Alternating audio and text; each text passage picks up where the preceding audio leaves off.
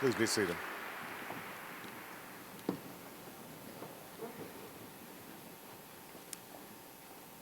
Let me begin by saying a word to Dr.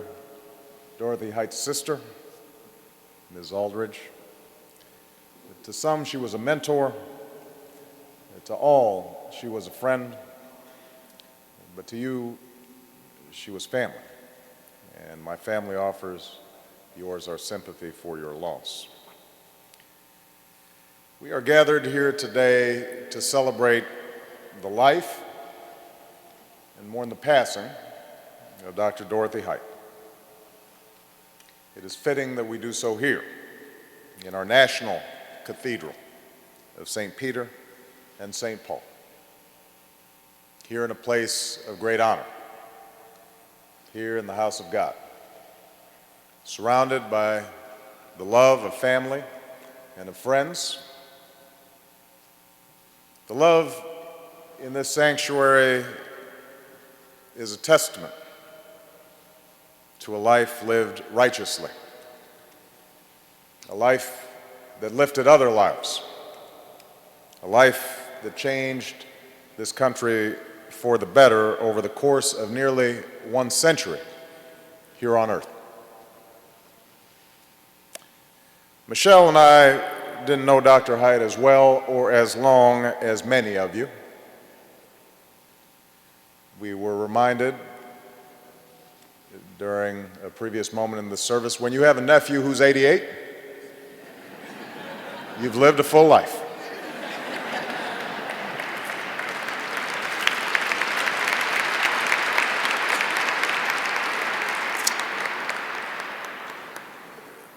But we did come to know her in the early days of my campaign, and we came to love her as so many loved her.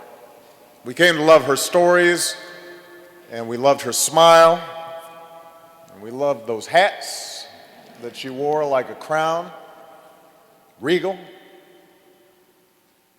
In the White House, she was a regular. She came by not once, not twice, 21 times. She stopped by the White House.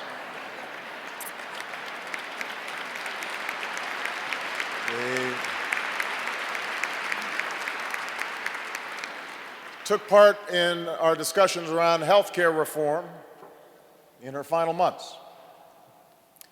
Last February, I was scheduled to see her and other civil rights leaders to discuss the pressing problems of unemployment.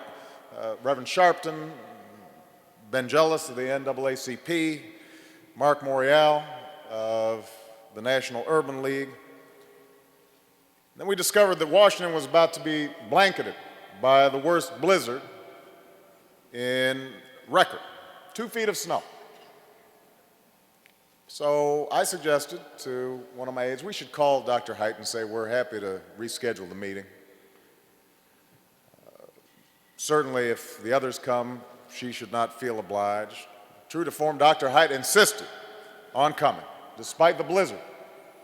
Never mind that she was in a wheelchair.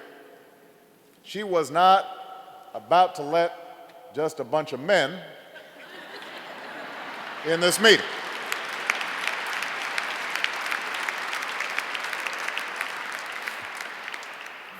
It was only when the car literally could not get to her driveway that she reluctantly decided to stay home, but she still sent a message about what needed to be done.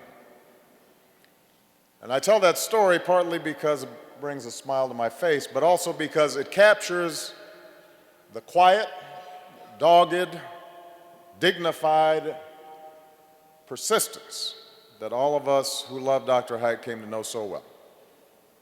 An attribute that we understand she learned early on.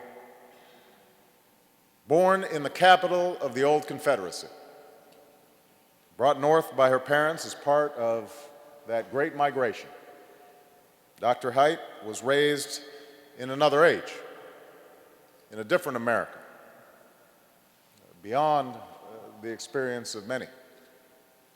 It's hard to imagine, I think, life in the first decades of that last century, when the elderly woman that we knew was only a girl.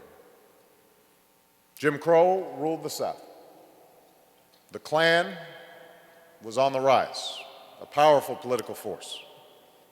Lynching was all too often the penalty for the offense of black skin.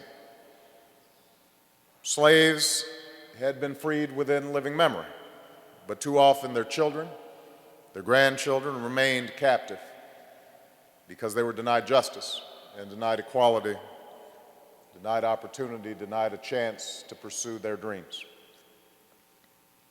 The progress that followed, progress that so many of you helped to achieve, progress that ultimately made it possible for Michelle and me to be here as President and First Lady. That progress came slowly.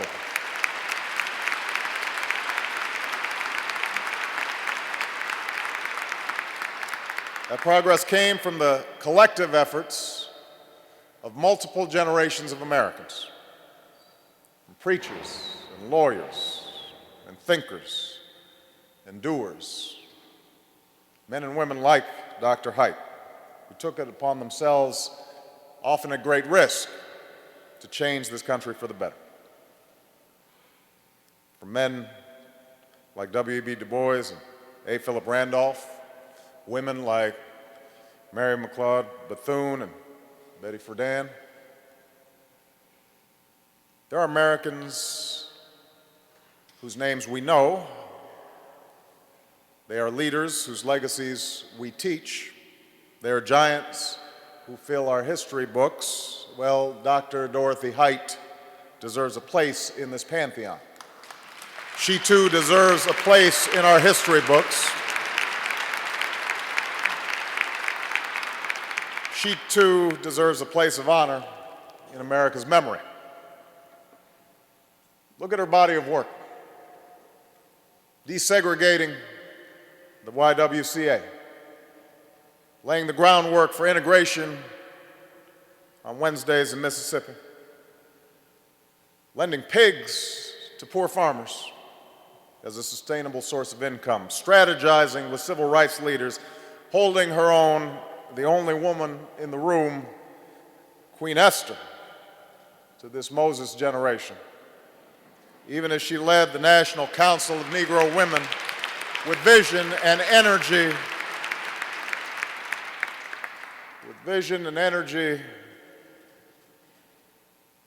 vision and class. But we remember her not solely for all she did during the Civil Rights Movement. We remember her for all she did over a lifetime, behind the scenes, to broaden the movement's reach, to shine a light on stable families and tight-knit communities, to make us see the drive for civil rights and women's rights not as a separate struggle, but as part of a larger movement to secure the rights of all humanity, regardless of gender, regardless of race, regardless of ethnicity. It's an unambiguous record of righteous work, worthy of remembrance, worthy of recognition. And yet, one of the ironies is that year after year, decade in, decade out, Dr. Height went about her work quietly, without fanfare, without self-promotion. She never cared about who got the credit. She didn't need to see her picture in the papers. She understood that the movement gathered strength from the bottom up. Those unheralded men and women who don't always make it into the history books, but who steadily insisted on their dignity, on their manhood and womanhood. She wasn't interested in credit. What she cared about was the cause of justice, the cause of equality, the cause of opportunity, freedom's cause.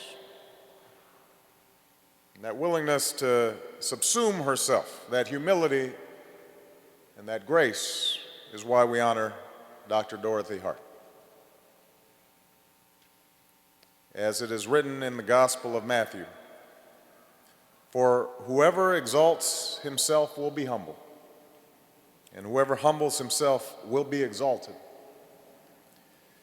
I don't think the author of the Gospel would mind me rephrasing, "Whoever humbles herself will be exalted."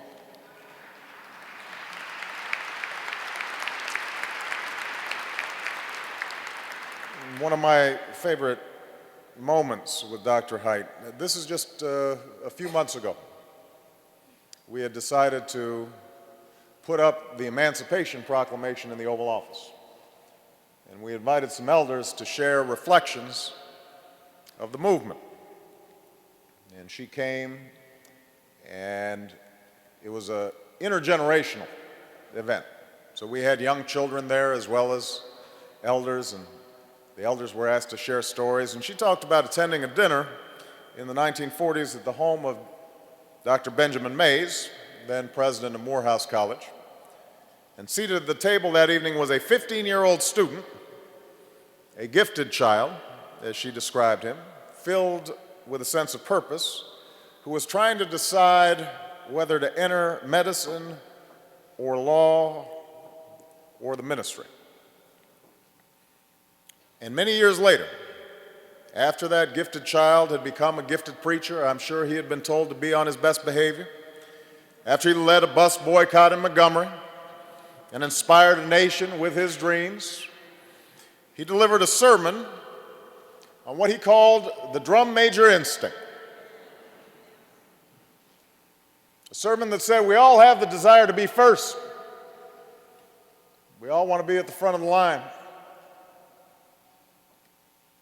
The great test of a life, Dr. Martin Luther King Jr.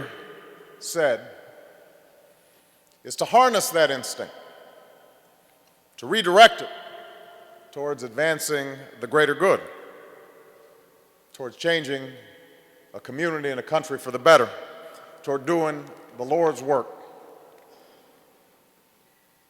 I sometimes think Dr. King must have had Dorothy Height in mind when he gave that speech. For Dorothy Height met the test. Dorothy Height embodied that instinct. Dorothy Height was a drum major for justice, a drum major for equality, a drum major for freedom, a drum major for service. And the lesson she would want us to leave with today, the lesson she lived out each and every day, is that we can all be first in service. We can all be drum majors for a righteous cause. So let us live out that lesson. Let us honor her life by changing this country for the better as long as we are blessed to live. May God bless Dr. Dorothy Height and the union that she made more perfect.